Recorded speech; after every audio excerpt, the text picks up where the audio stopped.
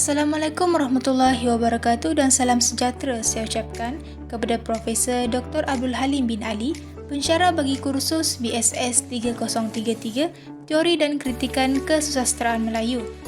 Kumpulan kami akan membentangkan sebuah kajian yang berbentuk jurnal yang bertajuk Penyelidikan Terhadap Teori Pengkaedahan Melayu. Sebelum memulakan pembentangan kami, izinkan saya memperkenalkan ahli kumpulan kami. Kami terdiri daripada 3 orang. Yang pertama ialah saya sendiri, Siti Diznillah Hanum binti Dizam, seterusnya Nadia Fasihah binti Usaimi dan Laidia binti Muti. Sebelum memasuki mana-mana bahagian, saya akan menerangkan abstrak kajian ini terlebih dahulu. Abstrak kajian kami ini adalah untuk menerangkan teori pengkaedahan Melayu secara lebih terperinci. Tujuan kajian ini dijalankan adalah untuk menganalisis jenis-jenis teori pengkaedahan Melayu secara lebih mendalam. Seterusnya ingin mengenal pasti faktor-faktor yang menyebabkan kewujudan teori pengkaedahan Melayu dan akhir sekali ingin menguraikan kekuatan dan kelemahan teori pengkaedahan Melayu. Kaedah kajian yang digunakan dalam menjalankan kajian ini ialah kaedah kualitatif, iaitu kaedah kepustakaan, analisis teks dan kaedah melayari internet. Dan akhir sekali, dapatan kajian ini mendapati bahawa teori pengkaedahan Melayu ini merupakan satu teori yang mengandungi banyak manfaat yang boleh dipraktikkan dalam kehidupan, terutamanya dalam kalangan masyarakat Melayu pada masa kini. Seterusnya, pengenalan. Dalam pengenalan ini, saya akan menerangkan definisi teori secara umum. Perkataan teori ini berasal daripada perkataan Yunani iaitu theorio yang membawa maksud kepada pemandangan. Teori sastra juga dapat disebut sebagai bidang ilmu yang meneliti sifat-sifat yang terdapat dalam teks kesusasteraan. Teori sastra ini juga memberikan pendedahan kepada para pengkaji dan penganut sastra untuk memasuki laman teks kesusasteraan. Menurut Richard Friedman dan Swismas Miller 1992, mengakui dan memberikan penjelasan bahawa di antara satu teori dengan teori yang lain tidak sama, tetapi tiap-tiap teori itu saling berkaitan di antara satu sama lain. Contohnya, teori revisionisme dan teori archetypal mempunyai kaitan yang rapat dengan teori psikoanalisis. Meskipun berkaitan dan mempunyai akar umbi kemunculan yang agak sama, namun setiap teori itu memiliki cara yang berbeza dalam melihat dan menanggapi sesuatu fenomena sastra. Dalam latar belakang ini pula, saya akan menerangkan definisi teori secara khusus, iaitu teori pengkaedahan Melayu. Teori pengkaedahan Melayu ini dikemukakan oleh Hashim Awang dengan bersandarkan kepada kitab Taj al-Muluk. Hashim Awang mengemukakan teori ini kerana berlaku kekurangan pada model-model kritikan yang diimport dari Barat.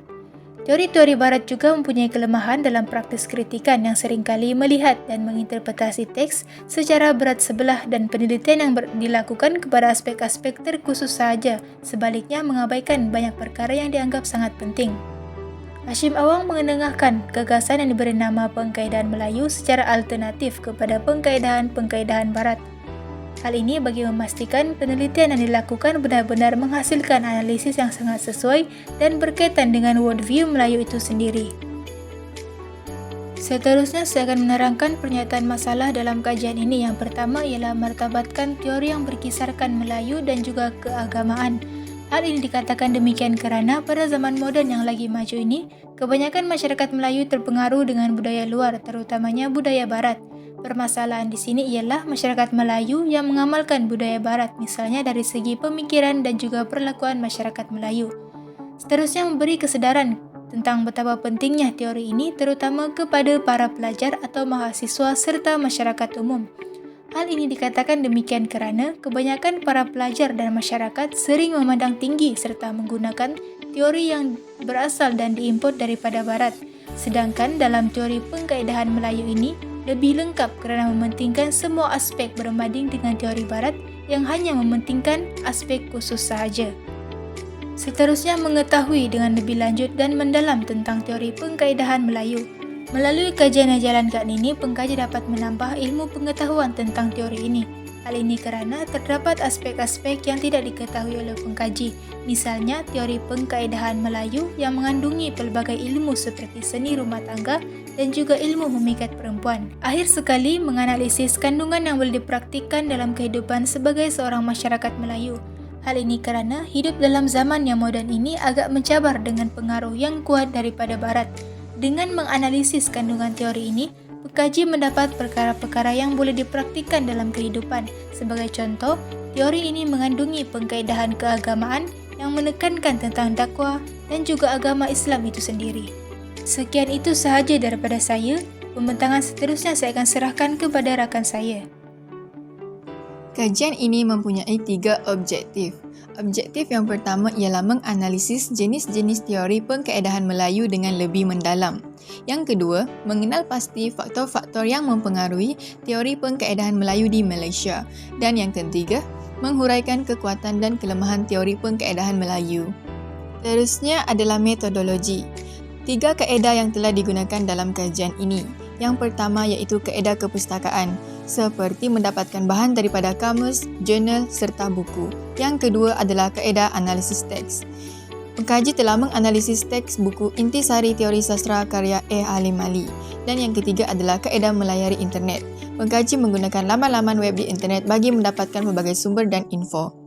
Sorotan kajian lepas. Kajian yang pertama adalah kajian daripada Cik Abdullah Cik Yaakob dalam kajiannya yang berjudul Manifestasi Kehidupan Masyarakat Melayu dalam Beda Sukma Bisu daripada Perspektif Pengkaedahan Melayu pada tahun 2018.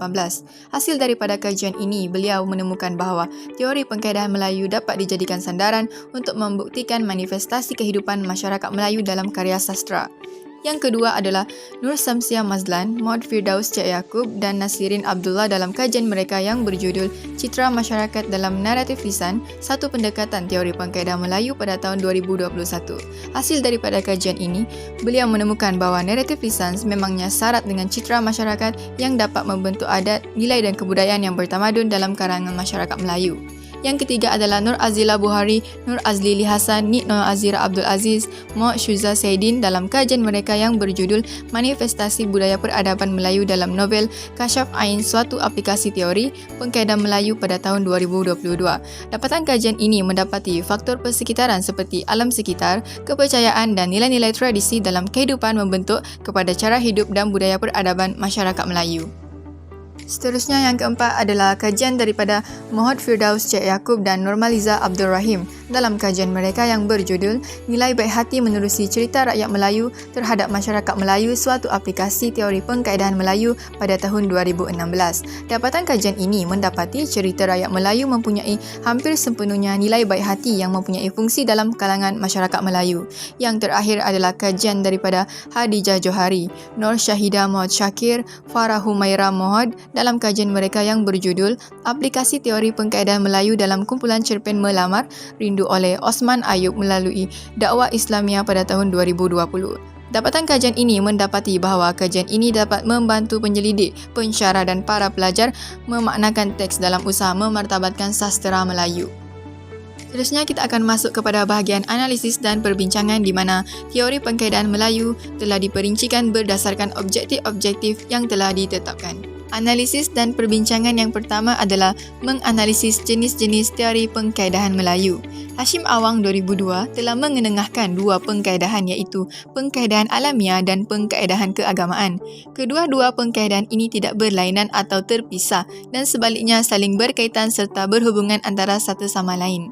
Yang pertama iaitu pengkaedahan alamiah yang mengandungi 3 pendekatan. Yang pertama adalah kaedah firasat, kaedah kemasyarakatan dan yang kedua adalah kaedah gunaan. Seterusnya adalah pengkaedahan keagamaan yang juga mengandungi 3 pendekatan iaitu kaedah moral, kaedah seni dan juga kaedah dakwah. Pembentangan seterusnya saya serahkan kepada rakan saya. Selain itu, mengenal pasti faktor-faktor kewujudan teori pengkaedahan Melayu di Malaysia. Yang pertama, menyedari akan kelemahan-kelemahan yang dimiliki oleh teori Barat. Hal ini diperakui juga oleh Hashim Awang, Muhammad Haji Saleh, Syafi'i Abu Bakar dan Abdul Rahman Hanafiah. Teori Barat tidak mengambil kira aspek agama dalam kandungan teori mereka. Ini menyebabkan Hashim Awang mengemukakan sebuah teori yang lengkap dari pelbagai aspek seperti aspek agama, alam dan sebagainya. Kedua, adanya kekurangan tertentu pada model kritikan yang diimport dari Barat. Umumnya, teori Barat banyak digunakan di Malaysia. Kritikan dari Barat adalah secara berat sebelah dengan penelitian kepada aspek-aspek yang terkhusus sahaja. Menurut Hashim Awang, hasil kajian dan analisis yang dibuat tidak menyeluruh dan tidak sempurna kerana tidak meneliti semua perkara. Ketiga, Teori barat tidak kokoh dengan hujah yang boleh dipatahkan. Ini kerana teori barat hanya berdasarkan kepada pengalaman, mimpi dan pemikiran di bawah sedar. Contohnya, teori psikoanalisis oleh Sigmund Freud mengatakan tempat yang paling strategik untuk meneroka aktiviti bawah sedar adalah melalui mimpi. Oleh itu, sekiranya teori ini digunakan dalam perdebatan, ia akan mudah dipatahkan kerana tiada hujah yang kuat. Keempat, teori barat tidak boleh digunakan untuk mengkritik karya-karya sastra Melayu yang bersifat Islami. Kebanyakan para sarjana dan sastrawan di Malaysia beragama Islam dan sudah tentu mereka akan menghasilkan karya-karya yang berunsurkan Islamik. Namun begitu, kebanyakan teori barat tidak mengandungi unsur-unsur Islamik. Ini menyebabkan kritikan yang dilakukan oleh para sarjana di Malaysia dengan menggunakan teori barat tidak mempunyai hujah yang cukup kuat. Kelima, teori pengkaedahan Melayu ini dicipta berlandaskan kepada kenyataan hidup dan agama bangsa Melayu. Kesusastraan ini bertumbuh dan berkembang dalam bentuk-bentuk lisan dan tulisan sebagai hasil penciptaan dari kegiatan budaya. Penciptaannya tidak ditentukan atau diacuankan oleh unsur luar atau masyarakat dan bangsa yang berada di luar lingkungan masyarakat dan bangsa Melayu. Analisis dan perbincangan yang ketiga adalah mengkaji kekuatan dan kelemahan teori pengkaedahan Melayu. Antara kekuatannya adalah teori ini merangkumi kehidupan masyarakat Melayu yang penuh dengan kesenian dan kebudayaan yang tinggi. Hasyim Awang telah membina teori pengkaedahan Melayu ini berdasarkan kehidupan dan kebudayaan masyarakat Melayu. Masyarakat Melayu mempunyai daya cipta dan sifat yang kreatif dalam diri mereka dan hal ini dapat dibuktikan daripada kreativiti mereka dalam pelbagai bidang. Contohnya, kraftangan dan pemikiran. Dalam bidang kraftangan, terdapat banyak hasil kerja tangan yang mempunyai nilai seni halus seperti pertukangan perak dan tembaga, pekerjaan membatik, menenun, menyulam dan menganyam. Melalui pemikiran pula, masyarakat Melayu menjadikan alam sebagai sumber dan ilham mereka dalam menghasilkan karya-karya mereka. Kekuatan yang kedua pula adalah Hasyim Awang membahagikan kepada pendekatan alamiah dan pendekatan keagamaan yang sangat sesuai dengan keperluan sastra dan aspek tersebut menjadi budaya hidup setiap bangsa. Alam dijadikan faktor utama untuk memberikan mereka pekerjaan atau pencarian, pengalaman, pengajaran dan kebajikan. Sikap masyarakat Melayu ini dapat dilihat dengan jelas dalam kitab Taj Al-Muluk, iaitu sebuah kitab panduan hidup yang popular dalam kalangan masyarakat. Kitab tersebut membicarakan 6 pokok iaitu mengenai manusia, kesihatan manusia, sifat dan gerak laku manusia, mimpi dan firasat cakrawala serta perumahan. Hal ini menunjukkan tumpuan pengarang adalah tidak lain dari unsur-unsur alam. Kelemahannya pula adalah teori ini tidak sesuai diaplikasikan kepada karya-karya barat. Hal ini adalah kerana teori ini lebih sesuai kepada sastra tempatan. Contohnya, merujuk kepada pendekatan kemasyarakatan, sastra dianggap sebagai penciptaan yang berfungsi untuk mensejahterakan dan membahagiakan umat manusia. Dengan tanggapan sedemikian, sastra Islam dikatakan sebagai lumrah untuk menonjolkan rupa bentuk kehidupan manusia yang baik, sempurna serta diredai oleh Allah. Kelemahan yang kedua pula adalah teori ini hanya sesuai untuk karya sastra yang terdapat unsur-unsur alamiah dan bersifat keagamaan. Pendekatan dakwah menjadikan sastra sebagai satu alat untuk meningkatkan nilai ketakwaan seseorang terhadap Allah. Sastra juga dapat dijadikan seperti kitab agar manusia dapat membuatkan diri mereka lebih dekat dengan Allah. Sastra juga perlu mempersoalkan tentang kemurnian dan kelebihan agama Islam, sama ada dalam kalangan Muslim ataupun bukan Muslim. Apabila pendekatan sebegini dilakukan, kajian akan lebih banyak tertumpu kepada aspek-aspek tema dan amanat yang mengarah kepada permasalahan tersebut. Dapatan kajian. Dalam dapatan kajian ini, pengkaji menemukan beberapa jenis pengkaedahan yang diketengahkan oleh Hasyim Awang. Terdapat 2 pengkaedahan dalam teori ini iaitu pengkaedahan alamiah dan pengkaedahan keagamaan. Kedua-dua pengkaedahan ini mempunyai kaitan antara satu sama lain. Selain itu, pengkaji dapat mengenal pasti faktor-faktor wujudnya teori pengkaedahan Melayu ini. Terdapat 5 faktor yang menjadi asas wujudnya teori pengkaedahan Melayu yang diperkenalkan oleh Hasyim Awang.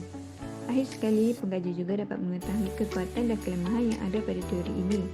Contohnya, kekuatannya adalah merangkumi kehidupan masyarakat Melayu, manakala kelemahannya pula adalah teori ini tidak sesuai diaplikasikan kepada karya-karya barat. Akhir sekali adalah rumusan.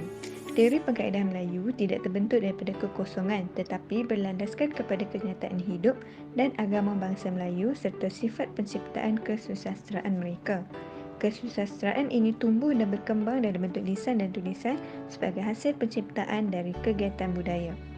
Teori pengkaedahan Melayu ini merupakan satu teori yang sangat baik untuk diaplikasikan dan diharapkan dapat menjadi panduan kepada pengkaji-pengkaji lain dalam menghasilkan kajian ilmiah mereka. Ini pula merupakan senarai rujukan yang digunakan dalam menyiapkan kajian ini. Pengkaji merujuk buku-buku yang ditulis oleh A. Halim Ali seperti Intisari Teori Sastra dan Kritikan Sastra. Pengkaji juga turut merujuk jurnal-jurnal yang berkaitan bagi memperoleh lebih banyak maklumat berkaitan teori pengkaedahan Melayu ini. Sekian sahaja daripada kami. Terima kasih.